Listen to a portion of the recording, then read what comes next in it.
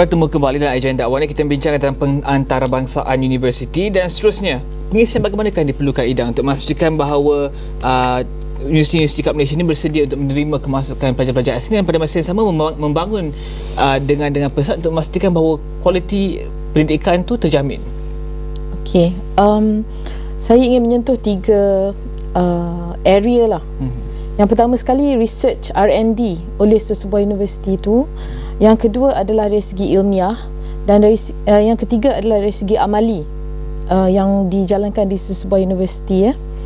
Dari segi research tu, yang paling penting adalah pentadbiran sesebuah universiti itu mungkin boleh merancang new tools yang boleh membawa kebahagiaan ataupun cara yang boleh membawa kebahagiaan dan kegembiraan kepada seluruh warga universiti itu sendiri. Chancellor bahagia, Vice Chancellor bahagia, pensyarah bahagia, pelajar bahagia, ahli pustakawan bahagia.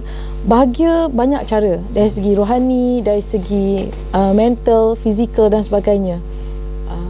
Dan kebahagiaan ini akan memberi semangat kepada warga universiti itu untuk berfikir lebih kreatif dan inovatif untuk mencapai sesuatu objektif. That is the main research. Mungkin daripada segi yang sama, mewujudkan satu situasi ataupun satu ala persekitaran yang kondusif untuk pelajar dan pensyarah dan juga pekerja universiti itu untuk bergerak bersama-sama. Dan juga mungkin Ida boleh terangkan lagi dua konsep yang lain. Okey. Yang lagi dua adalah dari segi ilmiah. Okey, yang kedua, ilmiah tu maksud dia pandangan NGO lah, seperti kami di luar ni. Kami nampak universiti di Malaysia ni bersaing-saing. Tidak ada yang fokus. Fokus maksudnya contoh macam kenapa kita nak pergi ke Harvard lah. Sebab kita tahu dia business and management punya universiti. Dia tidak bercampur-campur alirannya. Sebagai sebuah universiti, kalau kita nak mengantarabangsakan universiti, nak bagi universiti tu image dia excellent, dia mesti excellent in one subject, not all subject. So perlu pengkhususan. Sudah tiba masa untuk pengkhususan dari segi ilmiah universiti itulah, pengkhususan. Dan macam Prof cakap, pensyarah memang diberi latihan, open minded, two-way communication antara pensyarah dengan pelajar, dan problem based learning. Pengajaran oleh pensyarah tu dengan student adalah problem based learning. Maksudnya bila ada masalah, pelajar akan berfikir dengan lebih kreatif dan lebih kritis untuk menyelesaikan sesuatu perkara. Dan dia kena faham, pelajar kena faham kenapa dia belajar sesuatu subjek tu. Kenapa dia belajar pada hari ini, kenapa saya datang ke kelas untuk belajar apa, dan kenapa saya belajar subjek ini yang cikgu saya ajar. Apa yang saya dengar Ida cakapkan tadi, itu adalah ciri-ciri untuk pada masa sama meningkatkan kualiti universiti itu sendiri. Adakah ini antara tugasan utama sebuah universiti itu untuk meningkatkan kualiti ini sendiri dari segi pelajar, pembelajaran semua, proses pembelajaran semua, dalam memastikan bahawa ia dapat menarik ataupun meningkat, bergerak dengan pantas ke atas ke arah proses pengantarbangsaan itu sendiri? Saya sangat setuju tentang apa yang dibangkitkan, bahawa sebuah universiti sekarang harus memberi satu fokus yang tertentu dalam bidang, dan ini pengajaran yang kita boleh terima apabila kita melihat universiti yang terkemuka ini bagaimana mereka membangunkan. Kalau saya boleh bagi contoh lah, USIM ini bukan nak promosi lah contoh USIM, bagaimana cabaran USIM, apakah USIM boleh lakukan?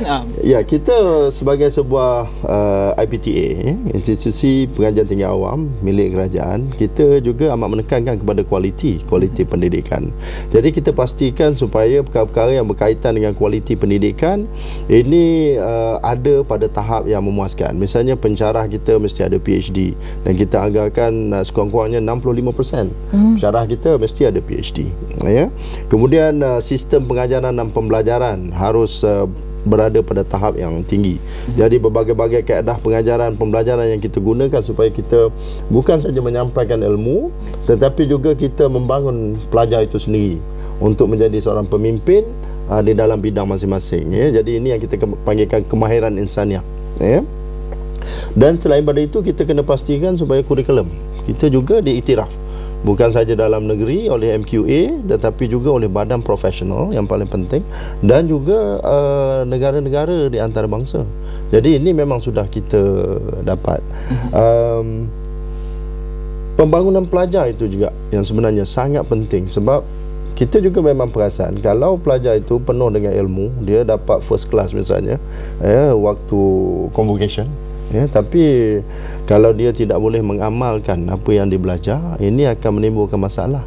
Dan kita kena pastikan itu. Sebab itu kita memberikan penekanan terhadap pembangunan pelajar supaya dia bukan saja penuh dengan ilmu, tetapi mempunyai ciri-ciri yang perlu ada pada seorang graduan yang boleh menyumbang kepada masyarakat, termasuklah kepimpinan, dia punya keyakinan diri, dia punya komunikasi mesti bagus, dan selain pada itu kita kata mempunyai sifat tekad yang tinggi, berani dan sebagainya. Ini kita memang terapkan di dalam proses pengajaran kita lah. Okey, Prof, ada universiti-universiti terkenal di serata dunia yang sudah bertapak selama 200, 300, 400 tahun lamanya. Dan universiti ini terkenal dengan dana yang besar, terkenal dengan badan-badan pelajar yang lebih kurang 20%, 30% adalah pelajar-pelajar antarabangsa, dan juga dengan subjek-subjek yang ditawarkan yang lebih menarik. Adakah ini antara cabaran-cabaran utama untuk memastikan bahawa proses antarbangsaan itu berjalan dengan lancar?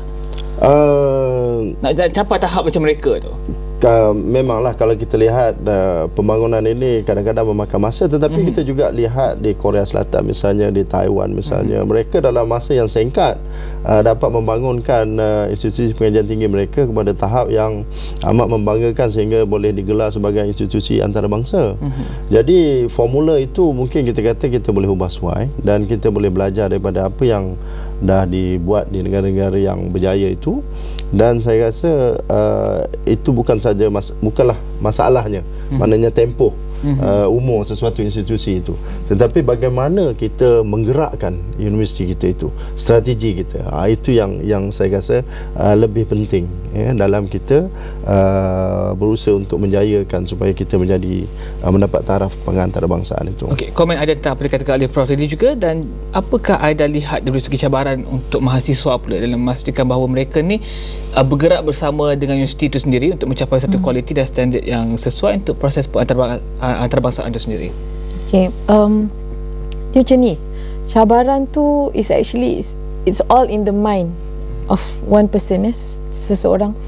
Jadi bila berlaku cabaran, kita mesti memastikan cabaran tu diketahui atau dikongsi bersama, strategi dikongsi bersama, hala tuju dikongsi bersama, barulah kita dapat overcome cabaran tu. Saya dulu student, Prof, tapi saya UUM lah, dan saya banggalah belajar kat UUM kan.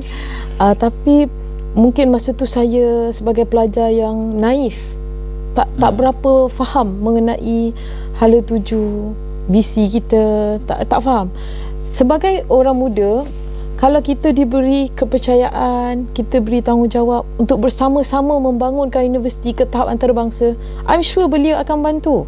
Graduan-graduan ataupun student universiti ni, dia akan berlumba-lumba untuk membuktikan pada visi dia yang he or she can do it. Okey. Maknanya perlu pemahaman daripada segi semua pihak, pelajar, pensyarah, ahli akademik dan juga staf-staf semua perlu bergerak bersama-sama, dan bukan hanya komponen-komponen penting 2-3 komponen saja. Ya, memang betul. Saya itu satu poin yang memang baik. Sebab apa? Proses pengantarbangsaan ini bukannya berlaku daripada satu pihak, iaitu universiti saja berhasrat untuk mengantarabangsakan program kurikulum dan sebagainya, tetapi kalau pelajar sendiri, mahasiswa sendiri tidak nampak keperluan yang dia perlu juga pada satu hari nanti bersaing di peringkat antarabangsa. Jadi bagaimana persediaan yang harus dibuat? Bagi kita di USIM, memang minggu ta'aruf, minggu yang pertama itulah yang paling penting bagi kita, kerana kita akan menjelaskan ini semua, membentuk visi dalam minda dia, supaya inilah yang perlu dicari selama 4 tahun atau 5 tahun dalam universiti. Okey, kita akan berhenti berehat sekejap, Prof, dan selepas ni nak menjadi pemimpin dan bukan hanya pengikut pada universiti-universiti lain di serata dunia ni, untuk pastikan kalau kita tak ada dipilih pemimpin di dunia, mungkin di Asia Tenggara dulu, kemudian secara perlahan-lahan kita bergerak kepada Asia dan juga dunia. Apakah yang perlu dilakukan untuk menjadi pemimpin universiti itu sendiri? Teruskan perbincangan Agenda Awal ni sebentar lagi.